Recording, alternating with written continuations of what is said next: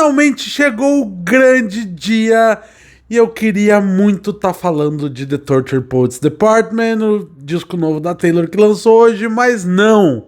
A minha manhã foi com o Zack Snyder e eu vou te dizer que ele conseguiu de novo. Olá, sejam muito bem-vindos ao Não Alimente Zumbis. Eu sou o Ale e vim nesta bela manhã de sexta-feira, amanhã porque eu tô gravando, enfim, tu entendeu? Pra falar de Rebel Moon Parte 2, a marcadora de cicatrizes, filme aí que o nosso querido Zack Snyder entregou na Netflix nesta sexta-feira, dia produção, nem sei que dia é hoje, dia 19 de abril.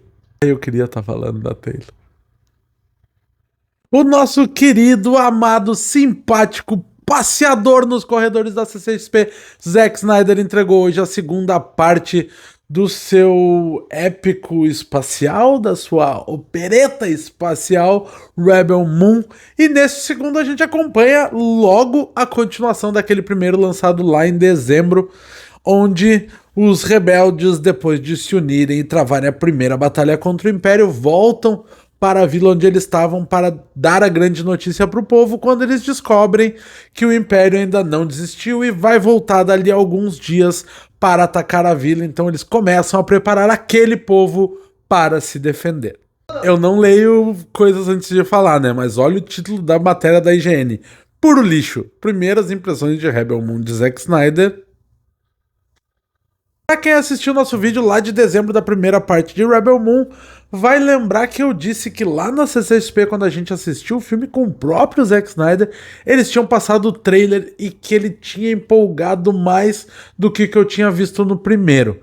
Pois então, ledo engano, meu. A verdade é que os mesmos problemas que a gente teve no primeiro filme se reverberam agora no segundo e num tom ainda maior. Sim, o segundo eleva o problema ao quadrado. De câmeras lentas, excessivas, tinha sido ruim no primeiro, eles ficaram piores aqui, porque além de parecer que tem mais, eu acho incrível como o Zack Snyder consegue ficar mais lento.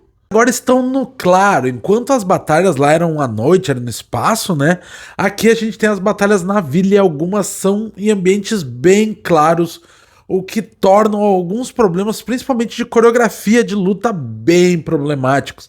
Aquele soco que tu vê que não pega. Tem uma cena que tem dois caras brigando dentro da nave, ele pega a cabeça e vai dar na parede, sabe? E tu vê que a mão tá na frente, a cabeça nem bate na parede. Isso na câmera lenta fica ainda mais gritante. Tem uma cena completa, inteirinha, deles cortando trigo em câmera lenta. É coisa que não dá pra entender. É literalmente pra forçar uma característica que ele quis trazer pra ele mesmo e tá cada vez ficando pior. É tipo aquela doença que vai piorando, é o Zack Snyder com a câmera lenta. E aí tu tá pensando, pô, mas vamos ficar reclamando? Sim, vamos ficar reclamando da câmera lenta porque é ruim. E se é ruim, nós vamos falar. Porque esse recurso era pra deixar aquelas cenas épicas, aquele momento crucial onde tu aumenta a trilha e vem um... E não, ele tá deixando o filme maçante. E os filmes do Zack Snyder, que são cheios de ação, estão ficando cada vez mais maçante. Foi difícil de assistir 2 horas de Rebel Moon Parte 2. Até em um dos problemas que pra mim foi lá do primeiro, de ele não trazer um background pros personagens, ele tenta arrumar isso aqui no segundo, mas é extremamente didático e até um pouco cansativo. Ele bota todos os personagens na mesa, depois de uma festa, onde eles estão comemorando sabe-se lá o quê, porque eles estão pra morrer, né? Mas depois de uma festa, eles sentam nessa mesa e cada um começa a contar a sua história, literalmente dizendo por que eles odeiam tanto o Império assim, o que o Império fez de mal pra cada um deles. Tu pega todo o background do personagem e resolve em 5 minutos. Não cria nenhuma empatia, não cria um sentimento, então todos eles continuam extremamente descartáveis, da protagonista até o personagem mais secundário que tu possa imaginar. Todo o design de produção do primeiro filme, que parecia bem artificial, continua bem artificial. As naves são ruins, as naves são feias, são pobres de detalhes e os planetas menos ainda. Parece que alguém pegou a tela verde e desenhou na tela verde aqueles planetas no Paint, sei lá. Então tudo é completamente artificial. A gente tem um pouco de esmero na parte do figurino, mas aí a gente entra naquele papo de que já vimos isso antes, principalmente em qualquer obra que tu pegar de Star Wars. Se nós for entrar nesse papo de Star Wars, a dor de cotovelo de Zack Snyder com a Lucasfilms, com a Disney, ou enfim, de quem não quis o seu projeto lá atrás, parece que vai ficando cada vez maior quanto mais a história avança. Além de nós termos o sabre de luz da Shopee, a moça que pega o sabre de luz, que luta com o sabre de luz, também tem um braço mecânico, assim como os nossos queridos Skywalkers.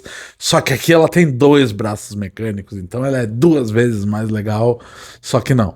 Se nós formos para a história, o negócio é tão artificial quanto qualquer uma das coisas que a gente falou antes. Os rebeldes vão fazer um plano para se defender desse império, e todo o plano que eles fazem cai numa obviedade de que não vai dar certo, que chega a ser gritante. Teoricamente o império tá atrás dos grãos, então nós vamos proteger nossas casas com os grãos porque eles não vão atirar nas casas. Balela! O cara já percebeu que a Cora é a filha enteada lá do cara que cuida do império lá. E se ele pegar a Cora, não importam os grãos, ela é o grande prêmio que ele vai entregar pro império, então óbvio que ele não ia se importar em atirar nas casas. De novo, um bom tempo que tu perde criando esse plano, sabendo que esse plano não vai servir pra nada e nem pra nenhuma reviravolta, porque literalmente o filme não tem nenhuma reviravolta. Se tu é uma pessoa que assistiu as animações de Star Wars, principalmente Clone Wars, tu vai pegar todas as referências e todos os tentativas de tensão que o filme cria, porque tudo tem lá nos episódios, até a forma que uma nave cai e como as pessoas tentam escapar daquela nave e a luta que tem dentro da nave, tudo saiu de lá, tudo, absolutamente tudo. Se não bastasse, lembra o boneco? Se tu viu os trailers de Rebel Moon, tu sabe de quem que eu tô falando. O droid, o robô, como eles chamam no filme, que tem a galhada, que é a voz do Anthony Hopkins, e que o filme faz grande parte do material de divulgação em cima desse boneco. No primeiro filme aparece, sei lá, 30 segundos, ele tem uma ceninha no começo, uma mini ceninha no final, vem o trailer, mostra que ele vai estar ali, e ele tem mais uma cena de, sei lá, 2 minutos. De novo, um personagem que teoricamente o filme usa pra dizer que ele vai ser incrível, e ele mais uma vez não foi incrível. Como se não bastasse, a grande surpresa do final do filme é que, óbvio que essa história não termina por aqui, o Zack Snyder não vai descansar tão cedo de importunar a nossa vida com seu Rebel Moon. O filme é óbvio que termina com eles olhando para o espaço e dizendo: não acabou ainda, nós vamos atrás e vamos acabar com o que quer que seja. Mas até nisso o homem vai querer fazer que nem o Star Wars, lançar tudo em trilogia. Ninguém tava nem duvidando que isso fosse acontecer.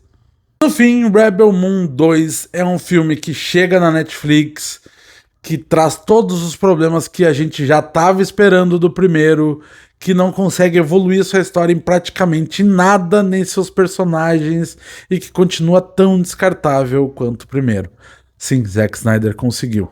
Conseguiu entrar na fila dos piores da última temporada de 2023 e já tem garantido o seu lugar no top 10 de piores filmes desse ano, porque olha, as 2 horas mais difíceis do meu dia.